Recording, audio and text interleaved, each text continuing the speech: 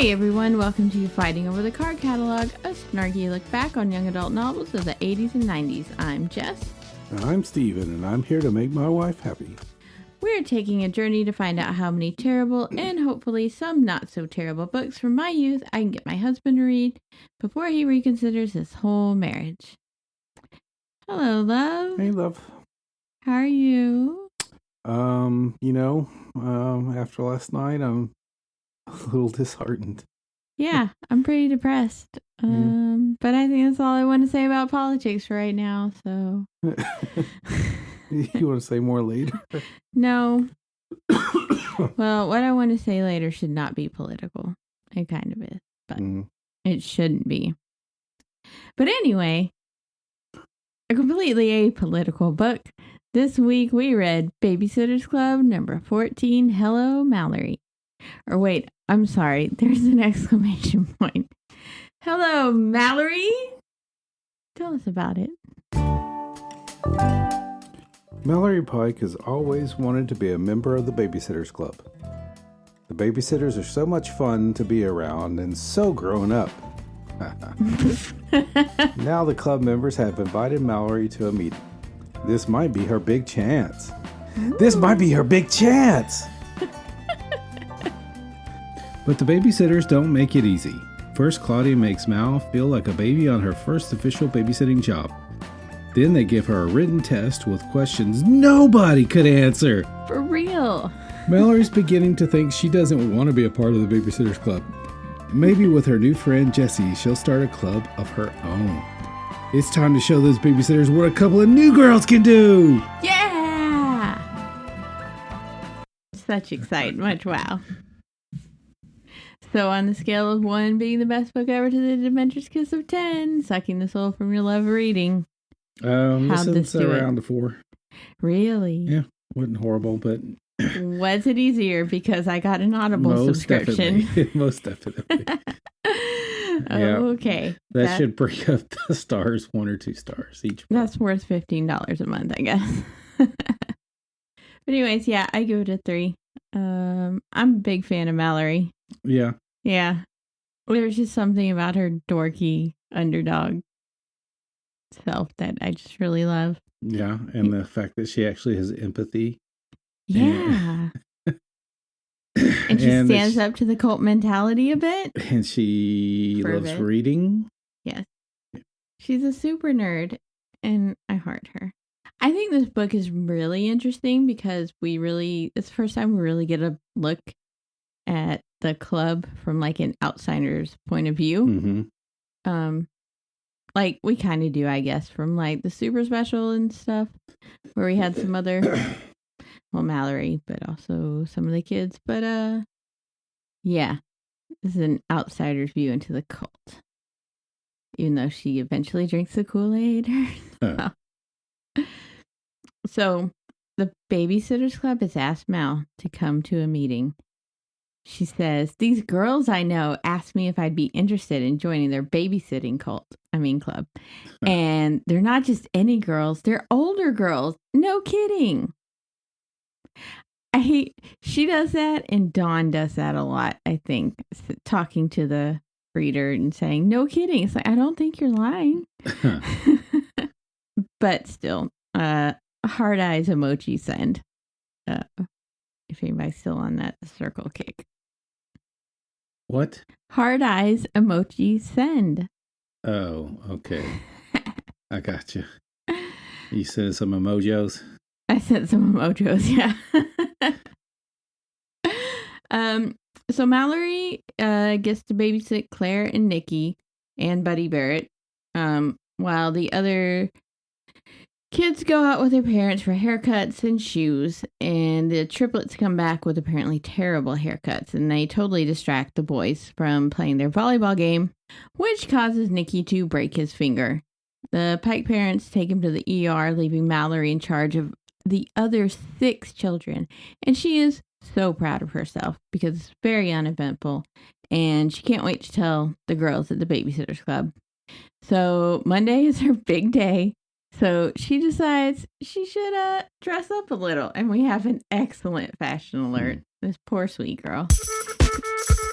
She wears a red jumper with Mallory across the front, a short-sleeved white blouse, and white tights with little red hearts all over them, plus penny loafers. Okay, I mean, heart eyes emoji send on that one. Hell yeah. Were actual penny loafers a thing in your school? In high school. Yeah. Yeah, this was 88. So that, yeah, that tracks. But I assume it was mainly a preppy thing? Yes. Did you want to do it? I had a pair of penny loafers at one time, but they were they were what was the name of the store? Payless. They were Payless shoes. That's fine. That was back in the day when Payless actually had cheaper shoes. Yeah. Now it's not. Well, really. I mean, now there's barely any Payless. Yeah, but when they had Paylesses at the end, it was regular price shoes. Yeah. Could people tell they were Payless? Was there like a hierarchy of penny loafers? Did they have actual pennies in them? That's the important thing. Yes, most people did actually put pennies in them or some coin of some sort. Did they go up higher? Show like their I don't remember. Status? Yeah, I don't remember seeing anybody. But yeah, that was one good thing about dress shoes in general is they didn't generally have a brand logo on them, so you couldn't tell that they were cheap shoes. Nice. Well, look at you styling. Whereas pretty much all sneakers do. Right. So. Yeah. You could tell when I was wearing Payless sneakers. Right. Or Walmart. Yeah. Yeah, that was bad, even for non-sporty girls, even. Yeah. Right. Yeah. Okay, so Stoneybrook Middle School, at least sounds like the middle schools I went to, unlike Acorn Falls with their gigantic 4-story buildings, have each grade having their own wing in this one. That's what I always had. And I looked up my middle school in Minnesota to just like look at the satellite pic of it to see if like, would it really look like 4 wings from above? They tore it down. Wow. Yeah. Like it stopped being a middle school in 2000 and turned into like district offices and stuff. And then in like 2012, I think, because obviously I looked all this up, they tore it down and built a new administrative offices building. I'm like, that wasn't necessary. But it did have a pool in it. So I guess that was probably necessary.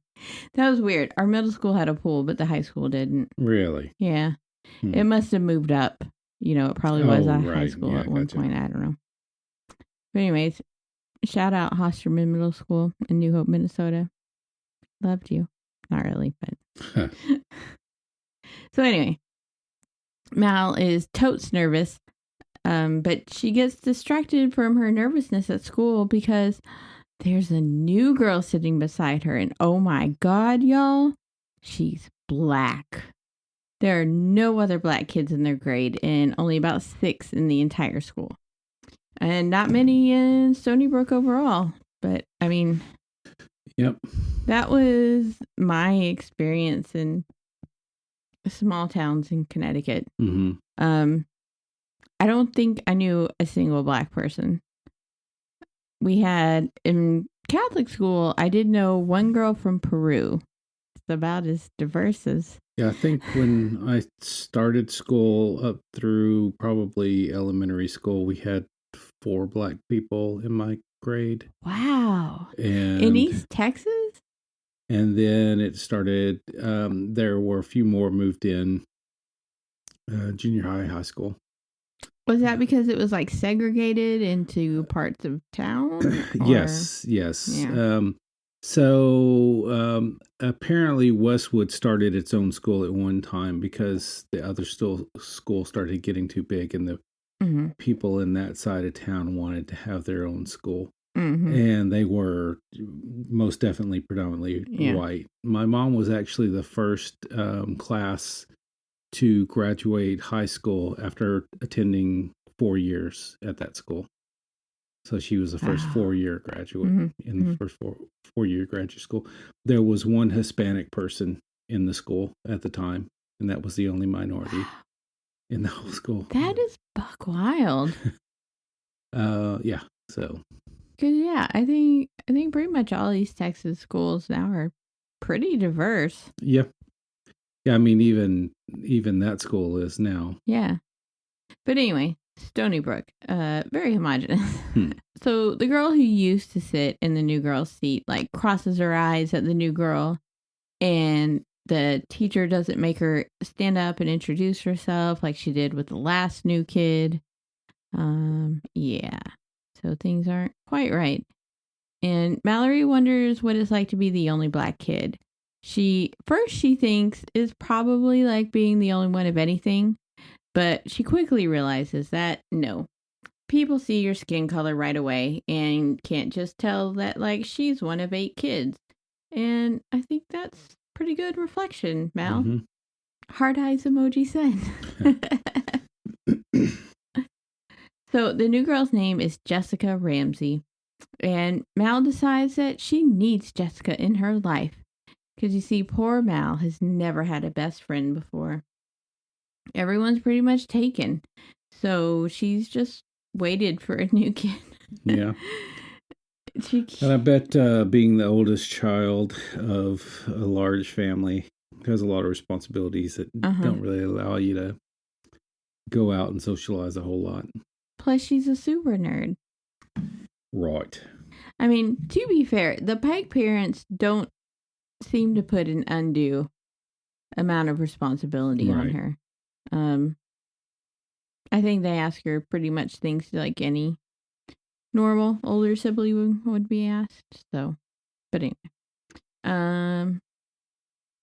So Mal keeps an eye out for the new girl the whole day.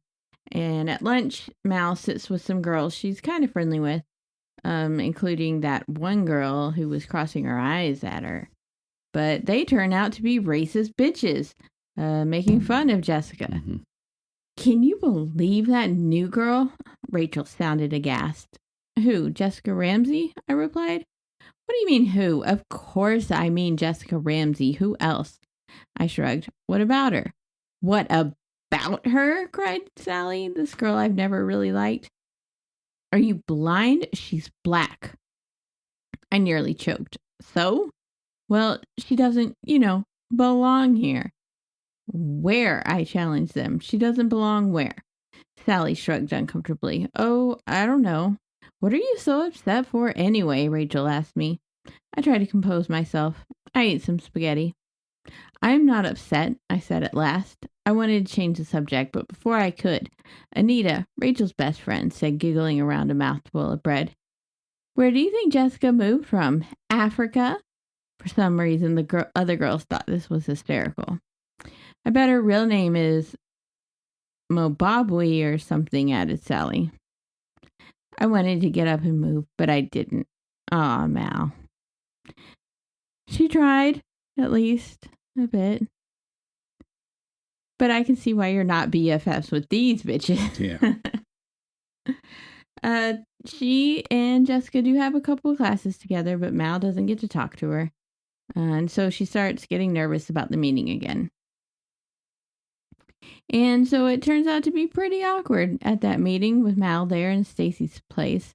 But she gets to see how the club runs and gets a trial job set up with Claudia at the Perkinses. And when she gets to brag on herself, telling them how she got to watch all 6 of her brothers and sisters that weekend. But instead of being impressed, the girls pretty much blame Mal for letting Nikki's finger get broken. Yeah, so if they were there, what would they have done differently? I mean, would they have told them, no, you guys can't play that game that you're playing?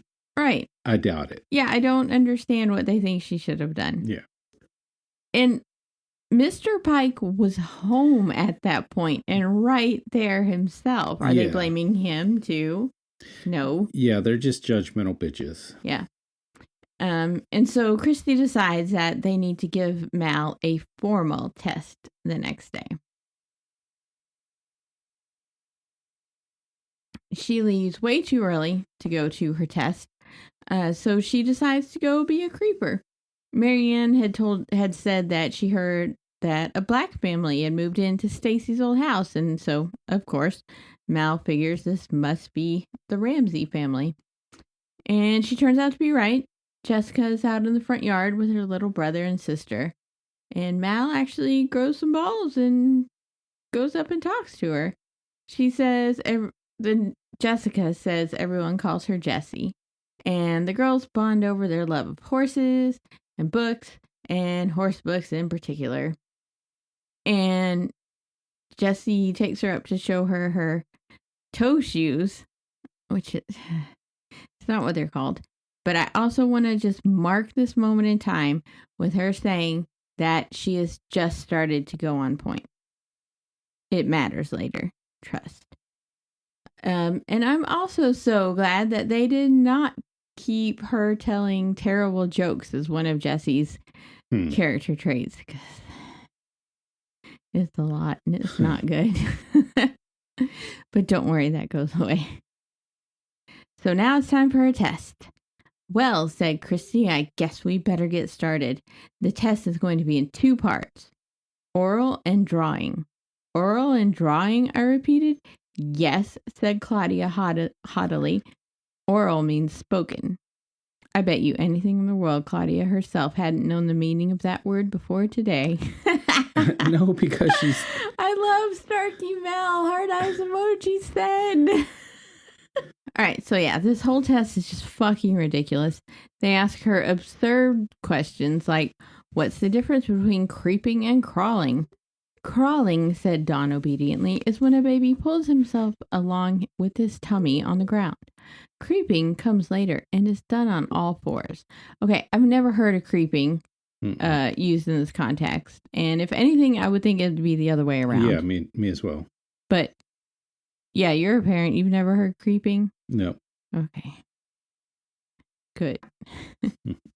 When she is asked when babies cut their first teeth, Mal says at 8 months, because that's when Claire did. Wrong, Dictator Christie says it's 7 months, and that is that. It is not that. It's each individual child is different. And it's like, Can come on, be different. That's the overall thing you should know, Christy. Mm-hmm. All of you, frankly. And then they have her draw the digestive system, which, of course, she gets wrong. Although the picture is in the book. I'm guessing you didn't get to see that. It's not terrible. Wow, you opened right to it. Yeah, I mean, that's pretty much what you would think that you'd need to know. Yeah, it's like a round part and then a tube coming down. And what did she? Esophagus, stomach, and intestines. Esophagus is really good for a 6th grader. What's up? Anyway, Christy says they'll discuss the results of the next meeting after her trial job. They asked her what a tourniquet was, or yeah. So if you nick an artery, you should know to.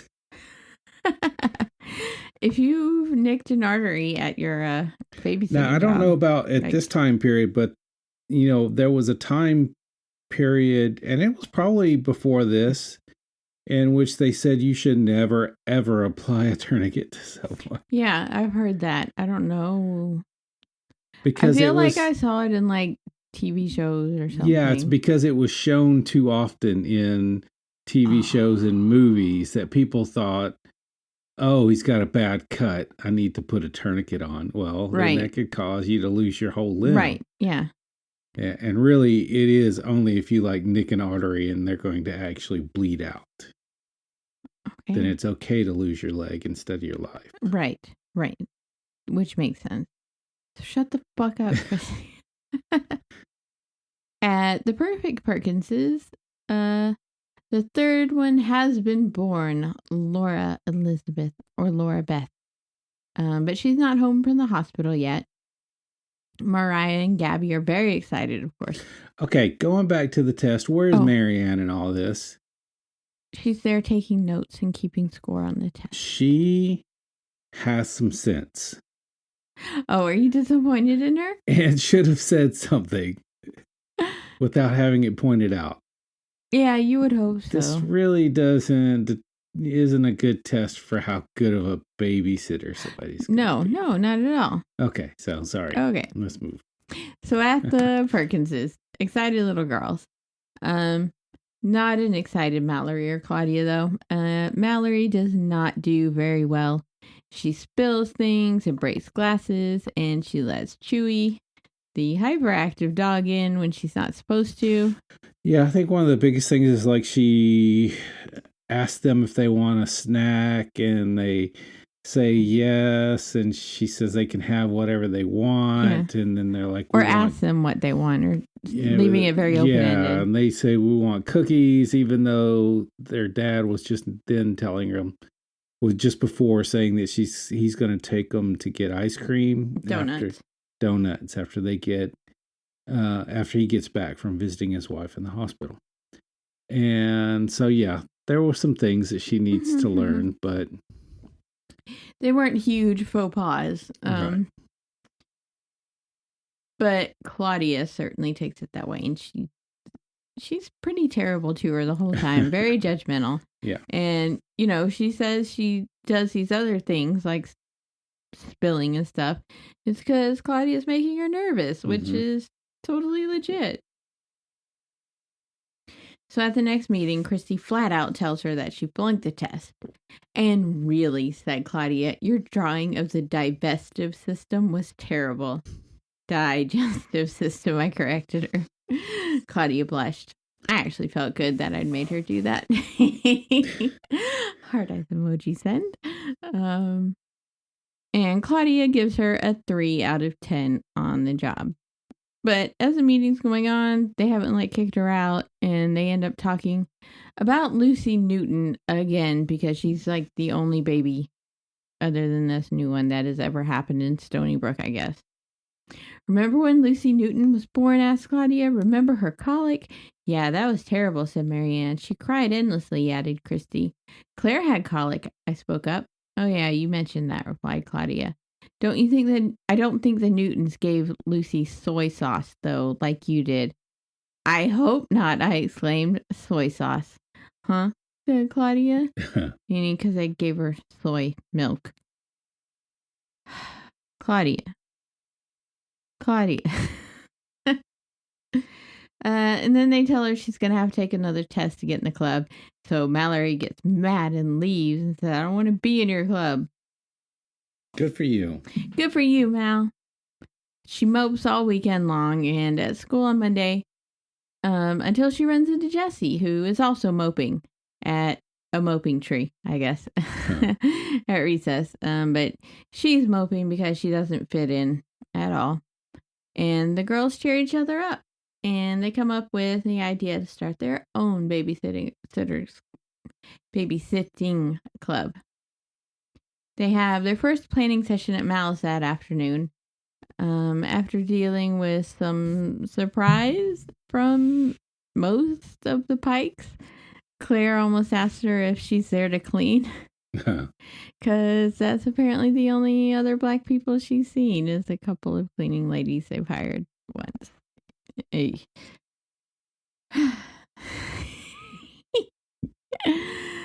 So they decided to call themselves Kids Incorporated, and I hope my other 80s babies know where that's going. Did you know Kids Incorporated? Mm-hmm. You did? Yeah. You did? The TV show? Yes! Did you watch it? Or just know of it? No, I'm pretty sure I did, but I don't remember much about it. I remember the name. Awesome. Okay, I fucking loved this show so much. So much. And, seriously, not with you, but I would be completely open to starting a Kids Incorporated podcast. If anybody wants to hit me up, I'm completely serious. Anyway, yeah. So that delights me. And the show had been on for a couple years when this was written. But I kind of doubt Anne knew of it. Maybe, I don't know.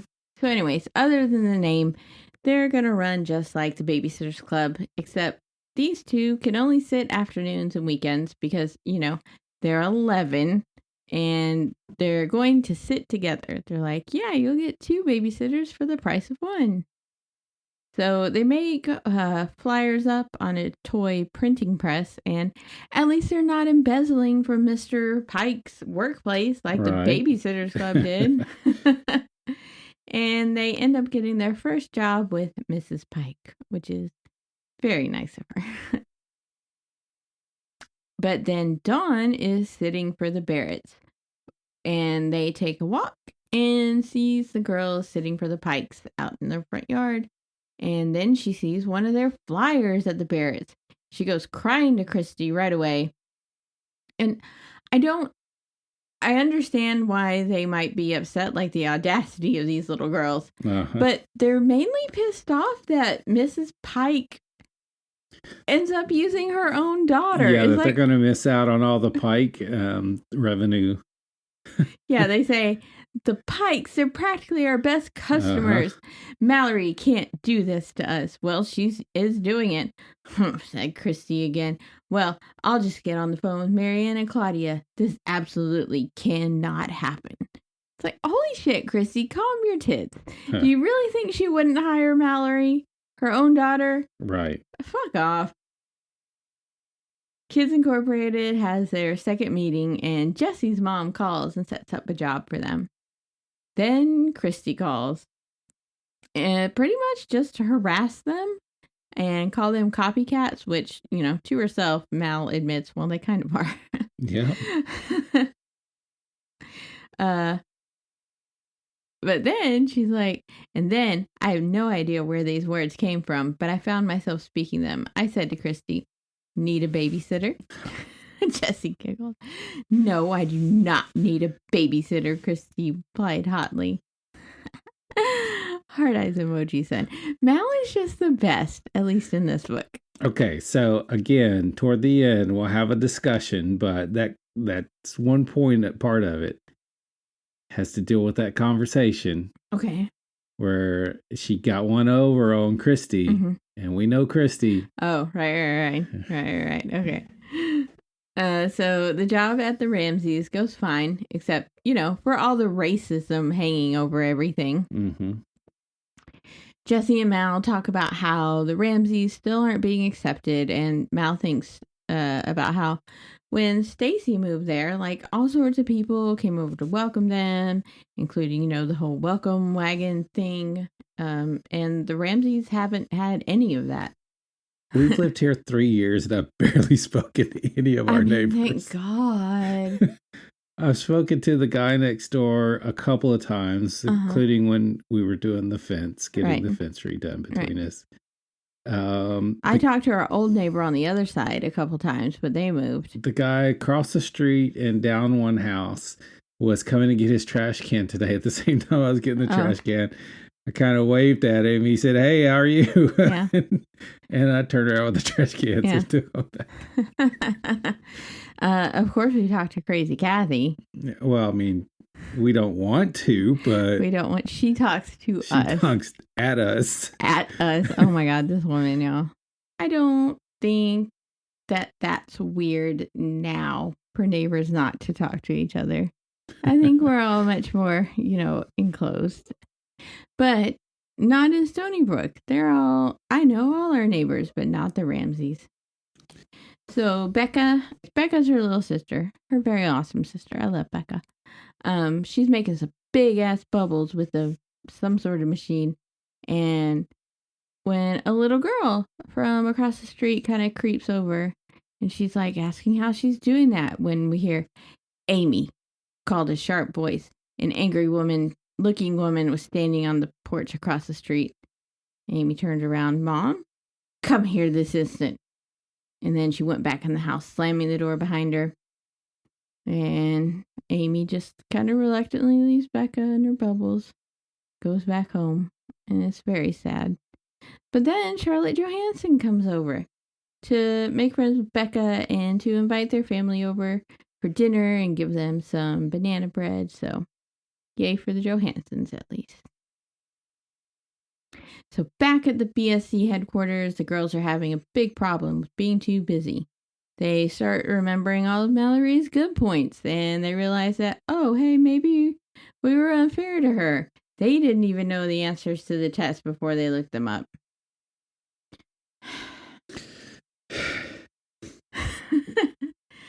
So they call Mal up, offering to give her another chance. And Mal says she'll only come if they invite Jessi too. So this is the part that's totally out of character. There was no weeks of Christy being passive aggressive and holding a grudge against her, as she has in other books for lesser offenses. Right. Yeah. Yeah, you came home and were like, that book was totally unrealistic. So, yeah, she's all nice now and invites them both to the next meeting.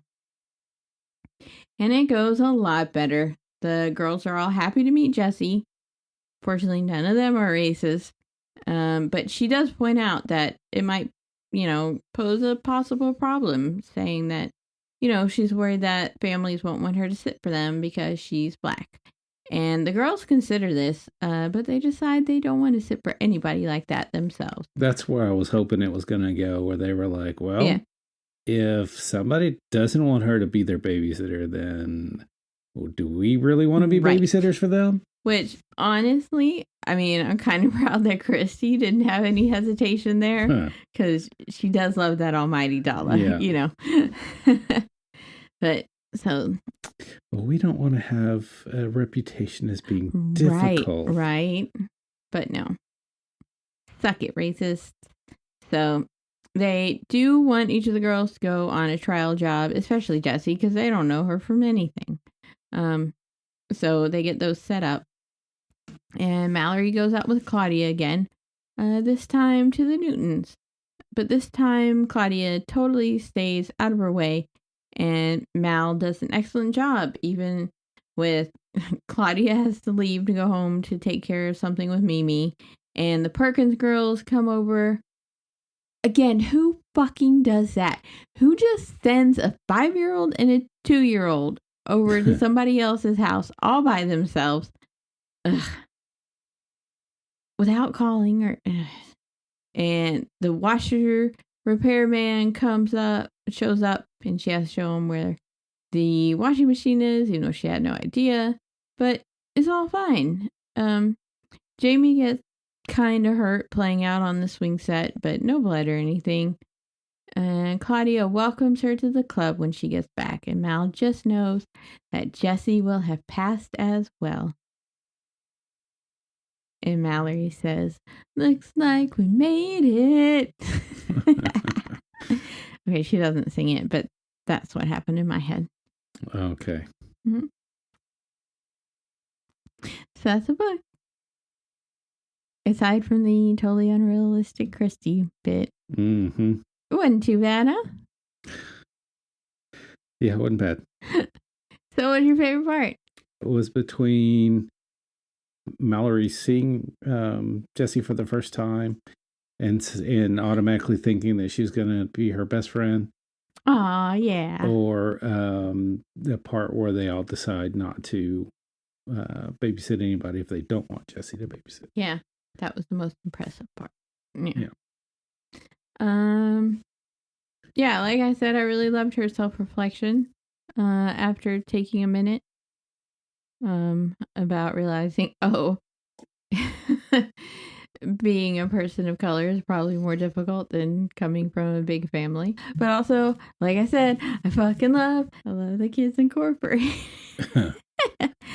But my least favorite thing was getting that song stuck in my head for days and sending me down a whole big YouTube rabbit hole. Oh my God. There's so much on YouTube, but yeah, I'm completely serious. Somebody hit me up if you want to do a Kids Incorporated podcast. And I kind of also want to do a Mickey Mouse Club one, but I'm kind of waiting to see if Disney Plus is going to put it on. I don't know that they ever will. Anyway, what's your least favorite part? It is without a doubt Christy's bitchiness during the meeting with Mallory. Sure. I mean, she is a dictator and a cult leader. I mean, but yes, you're still right. It doesn't make sense in the end that she gets over it so quickly. Yeah. Are you excited to have met Mallory and Jessi? Sure, why not? They're not terrible though, right? Right. Okay, so no snark zone. Welcome to the No Snark Zone. I don't want to make this a whole big thing, but hey, wash your damn hands. I'm seeing memes on Facebook now, and they're like, wash your hands like. And one of them was like, wash your hands like you just cut jalapenos and need to change your contact lenses. Oh, that's a really good one. Oh, I'd do it for 3 minutes if I had to do that. One was wash your hands like you just ate a bag of Cheetos and have to change into a white dress. Oh, good one. Yeah. Good one. Yeah. So Very nice. Nice. That's kind of a good meme going around. Also, sanitizer. Hand sanitizer is very good. Apparently, if you can find it now, apparently that's getting sold out now too. Yeah. So as long as it's 60% alcohol. Yeah. So I saw a formula for making your own, and it was basically get 99% alcohol, add 2/3 cups, and then get some aloe and add 1/3 cup of aloe. And that comes out to just over 60% alcohol. And is basically the same as Purell. Basically, Purell is being sold out, and all of Washington is sold out of Purell and other places. I'm sure Lysol is making bank right now as well with their wipes and Clorox wipes and shit. And their sprays for door handles and all kinds of things like that. So yep. And I do want to point out because there was a tweet that went viral earlier this week, and it was super problematic. This girl said that sanitizer's no good. You have to wash your hands. And she did come back later and say, oh, well, I guess I meant that it's better to wash your hands than to use sanitizer. But it went viral before that. And because she said something about how, it was about how, it's a virus, not bacteria. So it's not going to work. But that's actually not true at all. I mean, it doesn't kill the virus, but it does destroy whatever on your hands. Something, I forget. She looked it up. But anyways, it was super problematic. Sanitizer is good if you cannot wash your hands. Yeah. So basically how you get it is you either have to have somebody sneeze or cough onto you and have it go down your throat or into your mouth or into your nose. Or you have to touch a surface that has it and then touch your mouth or your nose or your eyes. Yeah, that's what I was gonna say too. Yeah, eyes. Don't touch your face. Yeah. It's so funny. Everybody's suddenly realizing how many times a day you actually touch your face. And it's really bad for me because I have such bad allergies all through the day. Oh, yeah. I'm constantly wiping my nose and anyway, it's not good. It's not good. And masks keep. If you have coronavirus, it can help keep you from giving it to other people or the flu. But it does not protect you from getting it itself. Right. Only the big old filtered ones do. Yeah. So it has to be specifically for virus or bacteria anyway. There's a specific one that will not allow. Like the N95 and 99 something. Yeah. But those have to be specially fit to your face. And if you have any facial hair, sorry, it's not going to work. And you probably don't need it anyway. Yeah. So the ones that everybody's buying up, though, the only good that it does is it keeps you from touching your mouth and your nose. And which is fine. Which is a positive, but everyone's buying them up. Another thing that they said that you should do is wear gloves when you go out in public, and then when you get back in your car or whatever, just take the gloves off. Yeah. So you did buy gloves this past weekend. Are you going to wear them at the various things we go to out in public with lots of people the next week? Yeah, maybe. Okay. So yeah, I mean, I feel like a lot of people have probably heard this, but yeah, it's what's up right now. Most important, pull a Arthur Dent and get you a towel and don't panic. Oh, one more thing, especially for the media, please stop saying that, it's probably only mainly gonna affect or kill the elderly or immunocompromised. That makes us feel like shit. Because it's basically saying, like it's only them. Yeah, it's really shitty. Yeah. And also stop using pictures of Asian people in New York. Every article has had an Asian person in the picture. I literally had stop. I literally had a racist run-in at Lowe's. Oh God, that was so bad. Oh my God. So I get up to the checkout counter and I'm trying to get her to scan something, but she grabs this bottle and starts spraying. Actually sprays me a little bit. Starts spraying down her counter, and she says,